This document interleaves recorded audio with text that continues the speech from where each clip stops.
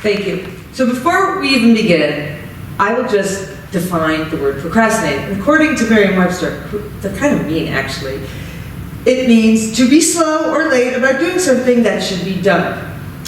To delay doing something until a later time because you do not want to do it because you are lazy. I'm sorry, I think that's kind of mean. I like to look at procrastination in a little more positive light.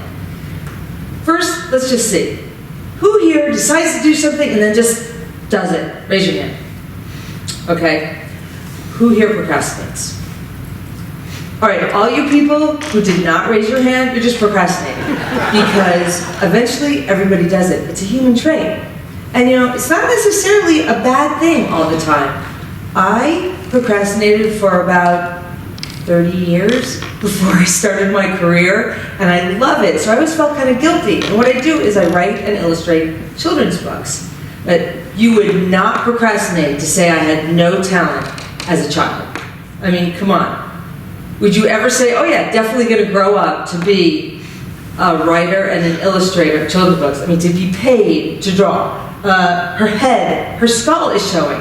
Her legs are broken. And that is not a washing machine. That's what is known as an antique CD player, also known as a record player.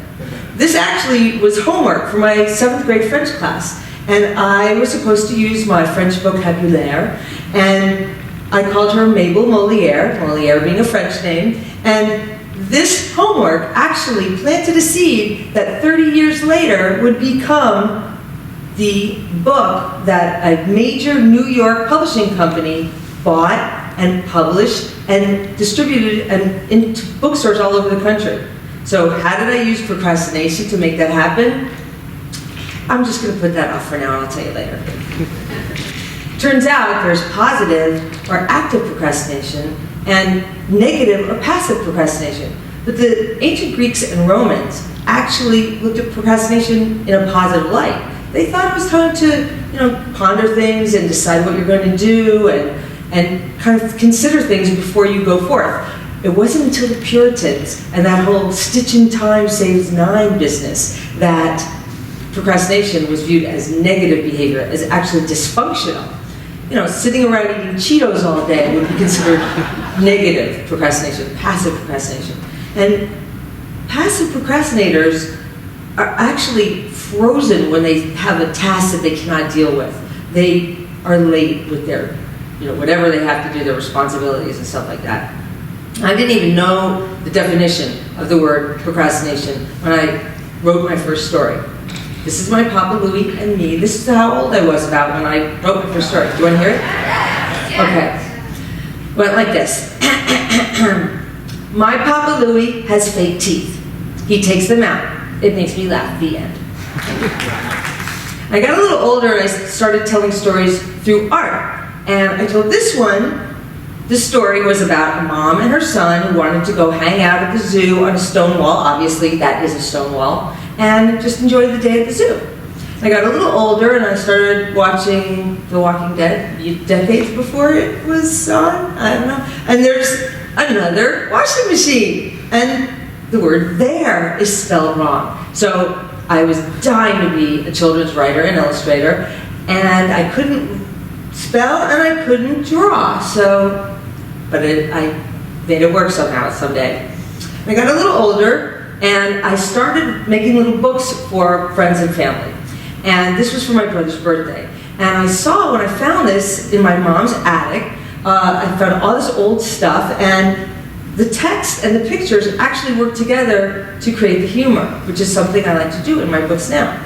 So it says they started to see each other more clearly, and we are looking at each other through magnifying glasses, and we are seeing each other as bugs. I have no idea what's up with the push-up bra, but I had no confidence in my art at all. I mean, you can see I didn't go to art school. The thumbs are drawn backwards.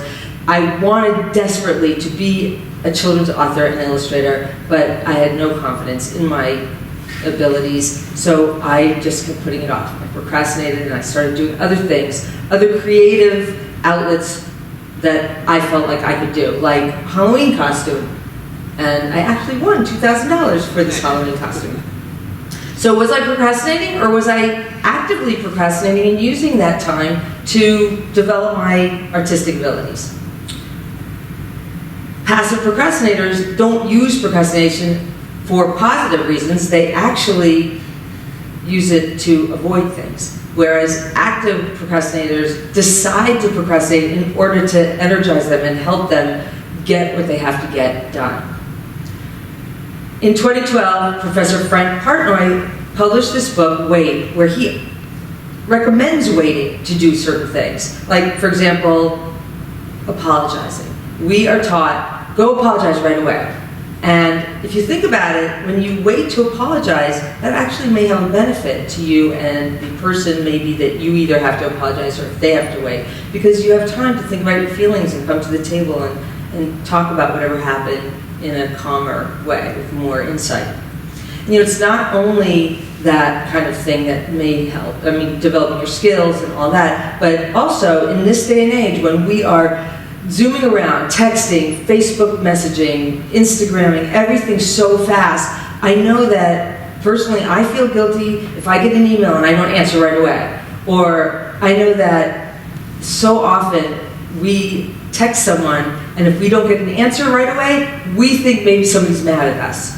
So you might want to procrastinate before you hit send because there's time. Usually the house isn't on fire. You don't have to push send right away. Right? There's nothing pushing you to do that. And you may save yourself some embarrassment if you don't push send right away. You don't send that picture you maybe shouldn't send, or some words that you can never grab back. It's good to wait. So with that $2,000 I won for Uncle Harry's Human Head Soup, I moved to Los Angeles, where I started volunteering for the Starlight Foundation, and I started granting wishes for kids who were critically, chronically, and terminally ill. And in the beginning, I had a child who was very scared about the treatments he was going through. So I remember when we were talking about that, I grabbed a napkin and I drew this, basically a stick figure, and I said, this is the scared guy, so you don't have to be scared. And he laughed. And that feeling that it gave me was it was such a visceral feeling of just like right in my heart, my gut, and I was like, oh my gosh, I have got to write these books for children. I want more of that feeling. But I kept procrastinating. However, I did have this company called Dirty Dishes, and I started painting more of that scared guy on there, and it was very popular. So I knew that a lot of people were reacting to it because it was so popular. And a little time went on, and I had another wish for another little boy named Tomas. And Tomas's wish was to go to Disneyland, and I got to go to his house and tell him that his wish was coming true. So I go to his house and I say, Tomas, you're gonna get to go to Disneyland, you get to meet Mickey Mouse and Donald Duck and go on all the rides, and you get to stay at the Disney Hotel. And he interrupted me and he said, what's a hotel? And so I scurry home and I draw and I write and I staple and I paste this book together and I create this book called What is a Hotel? And I go to his house the next time, and I say, hey, Tomas, I have this little book I made for you. And we cuddle up on the sofa, and we read it, and he's laughing and pointing, and he's making me read it like 12 times. And later, his mom tells me that he sleeps with the book now, and, well, forget it. There was nothing could stop me now. I knew my why. I knew I had to do whatever it took. I could not ever again procrastinate. I had to get books out there for children, no matter what. Except for one thing. I had no ideas. Well, where was I going to get an idea? So those were my children when they were babies. Now, I was still living in Los Angeles, and you have to drive a lot in Los Angeles. So they'd be stuck in a car seat. And no kid likes to be stuck in the car seat for too long. And in Los Angeles, we were in the car a lot. So we're driving along, and all of a sudden, this particular day, they started having these tantrums. And they were like, Mama, get me out of this car seat, I want to get out of the car seat. This wasn't safe, they were freaking out, and I wanted to distract them. So I thought, okay, how am I going to start? Okay, let's just have a conversation. Benny, Ruby, do frogs hop? And they said, yeah, Mama, frogs hop. And they started thinking about the frogs and the hopping, and everything was pretty cool. So I'm driving, feeling pretty good about myself, and I'm thinking, okay, this is good. And all of a sudden they forget about the frogs, they forget about the hopping, and they're like, Mama, get me out of the car seat, I don't want to be in the car seat, Okay, Benny, Ruby, do rabbits hop? And they said, yeah, Mama, rabbits hop. And now they're thinking about the rabbits and the hopping, the frogs and the hopping, and it's all awesome. And now, I am just way happy with myself. I'm like, yay me, I'm such an awesome mom. I could totally give parenting advice. People would be lining up around the block. When all of a sudden they forget about the frogs and the rabbits and it's chaos. Mama, get me out of the car, okay, I don't rock. I'm not going to give the advice I was thinking I was going to give. So, I know, I'm going to make them laugh. And if they're laughing, they cannot possibly be having a tantrum. So, how am I going to make them laugh? I know. I'm going to surprise them. How am I going to surprise them? So I said, Benny, Ruby, do cows hop? And they said, yeah, Mama, cows hop. And they laughed. And I knew that if they laughed, other kids would laugh. So I started working on what would become my first book, which was Who Hops? And I knew after that I wanted to write books that would make kids laugh. Because funny books are like potato chips for kids. You can't just stop at just one. I mean, they make you feel good, you want more, right? And besides, everybody knows, it's been scientifically proven, that the more you laugh, the less you age. I mean, look, Kafka, totally morose, depressing guy, died at 41. Mark Twain, funny guy, long life. And also, it's conversely true. The less you laugh, the more you age. And these two probably never read a funny book in their life. So depressing. So, after that, I had all these ideas coming along, and I was writing and illustrating, and it was amazing. I was so fulfilled by Tomas's reaction that I knew my why. I knew what I was going to do, and I knew why I was going to do it. And I started this amazing career as a writer and illustrator of children's books. And what I didn't know when I started that is all these other amazing things that would happen to me as a result of becoming a published writer. So I got to travel around the world. I've gone to Buenos Aires and Sicily and the Caribbean and all over this country to talk to kids and get them excited about writing and illustrating and poetry and the creative process and publishing. And even better, I can model this career, this job, as something that they can grow up to do, which is amazing. And I'm also able to teach other writers and hopefully share my mistakes so that they can leapfrog over all the boneheaded mistakes that I made. Another thing I'm really proud of is that I created, with a couple of writer friends of mine, the first online picture book conference, called Picture Book Summit, that is the first online picture book conference ever. It's the first thing of its kind, and it was huge, and we were able to help thousands of writers that way. So, and that's an annual thing now. And if I hadn't had this career, I couldn't help other writers too become writers. So the Institute of Children's Literature and the Institute for Writers, I'm now the director of these two schools, and I wanted to help our students, and there are thousands of students, I wanted to know how we could help them more. So I did a poll, and I said, what is your biggest challenge, your biggest obstacle when you're writing your book, or continuing to write your book? Or starting, and I thought, oh, it's going to be, getting an agent, or how to submit a book, or something like that, or how to self-publish. No. Procrastination. So I was really, really amazed at that, and it helps me help other people knowing this. And I know I kind of said, I'll tell you later about how that homework helped me become a published writer. So you remember, I'm not going to procrastinate anymore. So you remember Mabel. Well, I had forgotten all about Mabel Moliere until I wrote Mabel the Tooth Fairy and how she got her job. And I was in my mom's attic, and I found this homework after I had written Mabel the Tooth Fairy and how she got her job. And I found this, I was like, oh my gosh, Mabel Moliere. Now when I wrote Mabel the Tooth Fairy and how she got her job, I thought that this name Mabel had popped in my head. It's kind of an unusual name. Not a lot of people are called Mabel these days, right?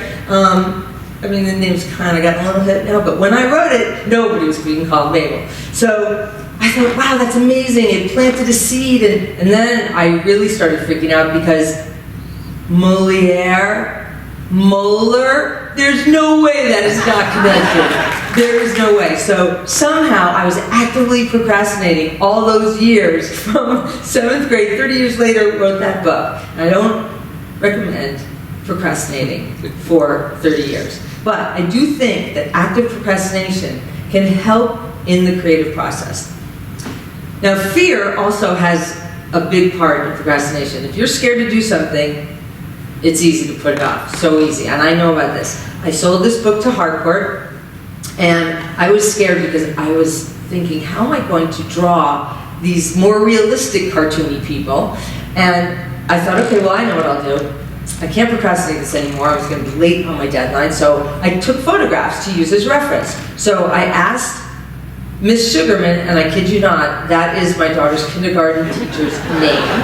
Can't make that stuff up. And I said, Miss Sugarman, would you please stand as though you're bringing the kids in from recess? So she stood like that, which allowed me to draw this picture. And then I needed to draw another picture, so I asked my daughter, who was 8 at the time, to please look really sad and pathetic so I could then draw this picture. But my daughter Ruby was very dramatic. And so she said, Mama, I do not think that was sad and pathetic enough. I need to look sadder and patheticer. So she made me take this picture. And then I asked her to please pose with Rufus, the real dog, Rufus, and I need to see how his head was motioned so I could draw this picture. Now I would like to give you some tips, some ideas that you can use for yourself if you feel like you're starting to passively procrastinate, turn it into some active procrastination. So first, just take a breath. Look at what you are possibly procrastinating about and ask yourself, how long do I have for this?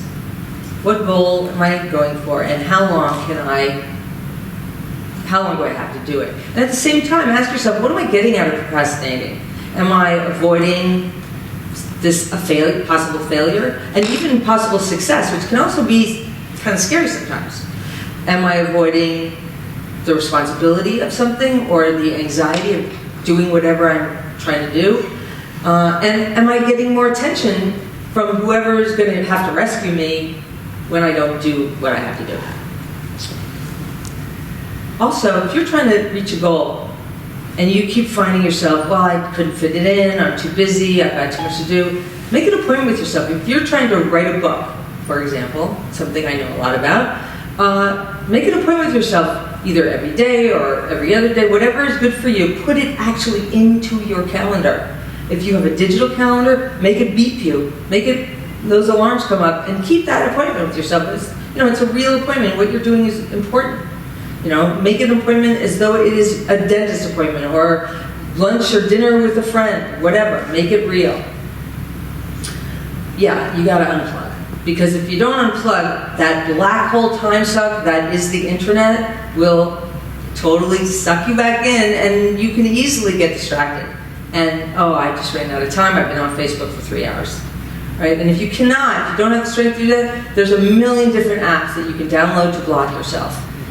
Freedom is the most well-known, I think, the oldest one, that can just block you for a certain block of time from whatever is your personal black hole time suck. This one, for writers, really scary, because you could be writing, and if you stop for more than 5 seconds, it deletes everything you've written. So there are ways to block yourself and to make yourself more productive. Make yourself a little vision board or dream board. It's really great to see what your goals are right in front of you. Make them concrete. Just cut and paste, or just write it on a piece of paper. I will write 5 pages a day. I will get fit. Whatever you want to achieve, that's what you put on there. You don't know how to do it? Go to Pinterest. All of these are all about vision boards and dream boards. And put it where you're going to see it every day. Put it on your bathroom mirror, or put it on your refrigerator or your front door. Wherever you're going to see it, put it there. And you can add to it throughout the year. It's really kind of a fun thing to do. Yeah, dangle that carrot. You definitely want to tempt yourself. We like rewards. I know I do. If I write a chapter, I'm going to go, get my nails done with my girlfriends, or go to dinner. It feels good to have accomplished what you set out to do. And you can write these little tickets and then go to your spa day. Or take yourself to the beach. You know, get your work done, give yourself the dessert, right? You can also do what Alice Cornwin Selby does and give yourself the head on the pillow test. At night, when you put your head on the pillow, ask yourself, I just traded 24 hours for what I got. Am I happy with that trade? Because you're never getting that 24 hours back. So make sure you're happy with that trade. Or you can play the game that I play. I play this game with myself. I say, okay, I'm 97 years old, and I remember back in 2016, I really wanted to do such and such, and I put it off, I procrastinated, and man, I really wish I hadn't because I could have da-da-da-da, whatever. Or, I'm so happy back in 2016, I thought I wouldn't be able to do this, but then I did this, and I'm so happy because look at the rest of my life and how it helped. And then the good part is, you wake up from that little game and you go, wait, it still is 2016, and I can actually get this done. And it's kind of compelling. So I really hope that you can learn to harness the power, the positive power of procrastination. But don't wait to do it. Thank you.